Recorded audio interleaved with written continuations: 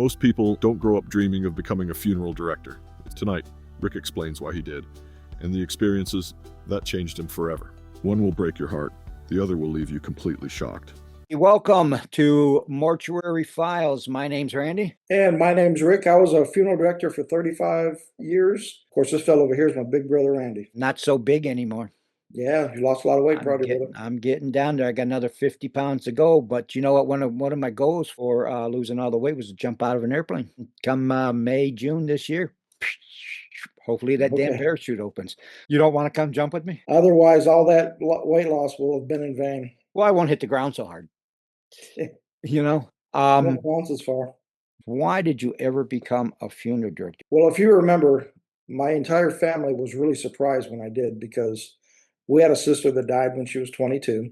She did. I remember I was in the service. I came home and I didn't have a car, so I was riding in a car with somebody else. And we got halfway to the funeral home, and I had to stop the car because I was sick to my stomach at the thought of even going to my sister's funeral. And wow, that really surprised me that it would affect me like that. 1978, but the sad thing about it wasn't just our sister's funeral. Yeah, it was our two nephews who were with her. The three of them died together in a house fire. Yeah. And it actually made me physically sick. And I went, wow, if it's affecting me like that, how's that affecting other people? How's it affecting Mom? And it affected Mom in a way that was, I don't think there was a day that she lived for, Mom lived for what, 40 years after that? I don't think there was ever a day she didn't talk about our sister. Yeah, 40 years. Yeah. And another time, Pam was pregnant. I was stationed in California, and my boss, my chief, his wife was pregnant too, and they were due the same week. Well, they had their baby 5 days before we had ours, and he had a problem with his heart. Well, baby had to have open heart surgery, and he didn't live. So we had to go to a funeral. The whole company went to this baby's funeral, and we're all in our uniforms. We marched down the aisle, and it was strange. I got to within about 10 feet of that casket. I had to fall out of formation. I couldn't go up to that casket. I stepped aside, and everybody else kept going, and I just walked to the back of the chapel. I could not look at that little baby in the casket. I couldn't do it because I knew my son was about to be born. And all I could do was see my son in that casket. And so it bothered me that the weird way that death affects people. And then when I got out of the service, I did a few odd jobs. And then one day, Pam and I sat down, and she said, okay, we got to come up with a plan to make more than minimum wage, Yeah. And so I had a whole list of things I wanted to do. I wanted to be a marine biologist. I wanted to do this. I wanted to do that.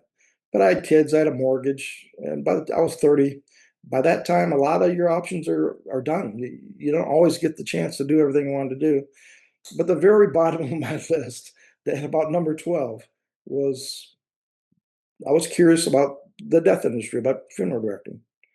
And I went to work at a cemetery and started talking to every funeral director I could talk to, asking them questions.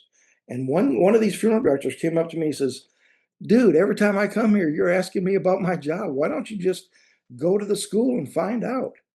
I was so naive, I didn't even know. There's a school for that?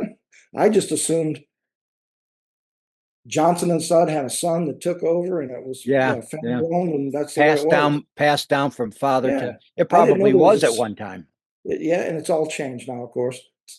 Corporations have come in and changed the whole business, but I didn't know there was a school you could go to, get a certificate, and go get a job using that certificate.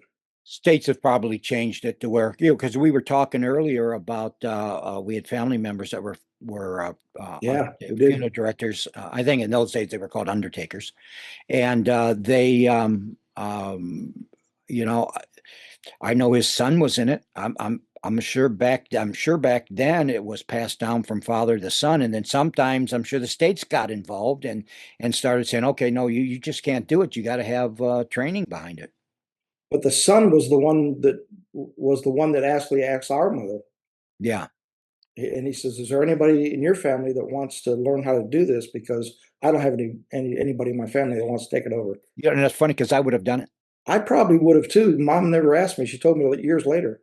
No, it was one of the things that was on mine. And I remember one time we met and we had discussed it a little bit, but Mhm. because you had you were already in the business, but and wasn't making that much money, and I couldn't survive on the money that you were making. So it wasn't a path for me because I wasn't younger, and in the day I just couldn't live on what you were making at the time because you didn't. It's not a lucrative business to go to as just a worker. As an employee, it's not, you don't make that much money. Yeah, yeah, As the owner, second generation owner, especially once your building's paid for and that sort of thing, then it is, and that's usually then by that time the son's taking it over. That's the one who makes the money if the yeah. son stays in the business. The guy who started the business and built the business, they can do well, but they don't usually do as well as the son does. What about in all the times you were doing this, funerals that you did that made you want to quit? There were some that affected me a lot more than others, ones that you think about all the time.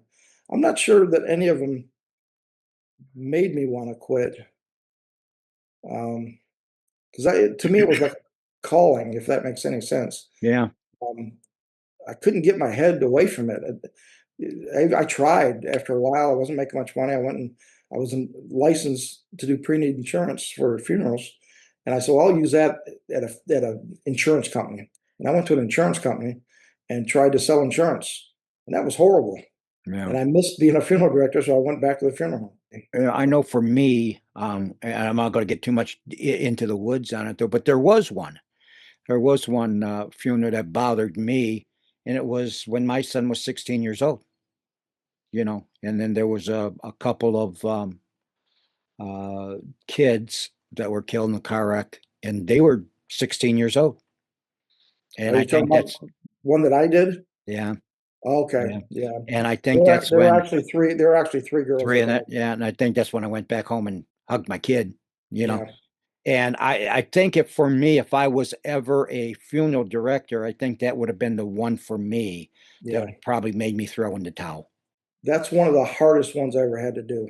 Yeah, Because I had a part in, like, keep in mind when someone's 16, they're not supposed to die. yeah. And so when someone dies in a car wreck or they're not supposed to die, they're always autopsied. So Oh, that's yeah. a lot more work than a standard embalming. And for some reason, we don't charge more for it, but we don't.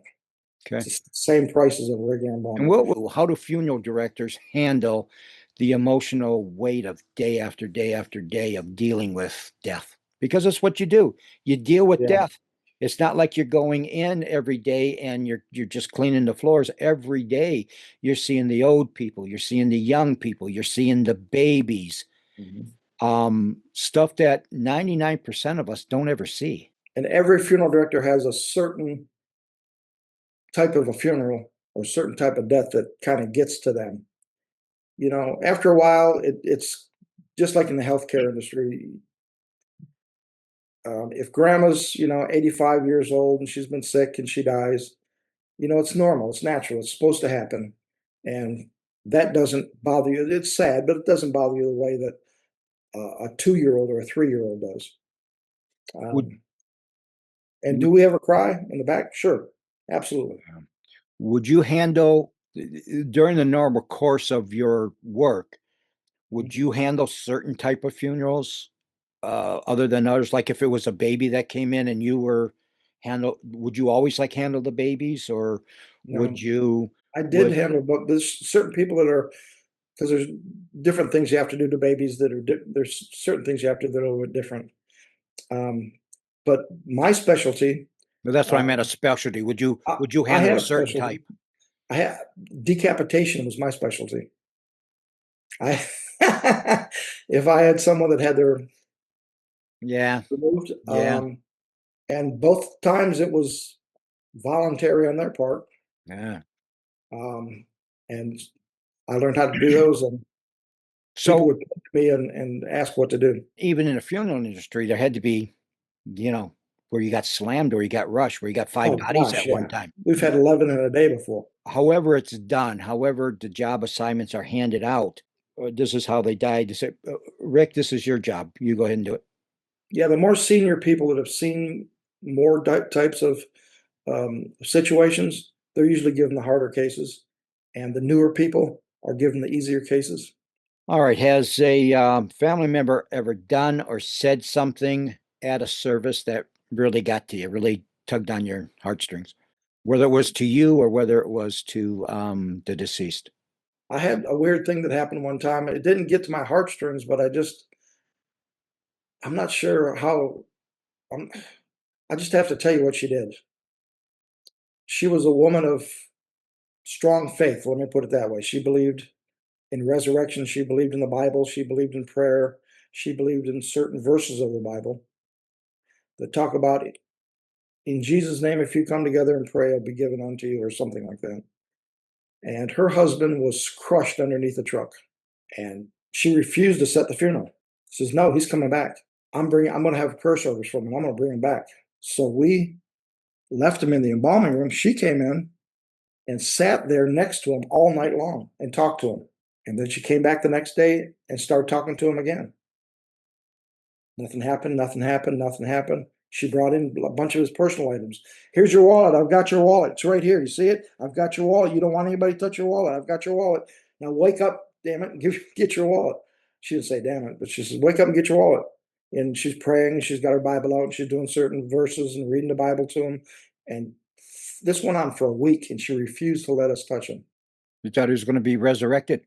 She was trying to resurrect him. Exactly right. Wow. Wow. And And that was, how did that affect you? I realized that it's possible to have belief that you don't have your belief is not, you misinterpret it, Hmm.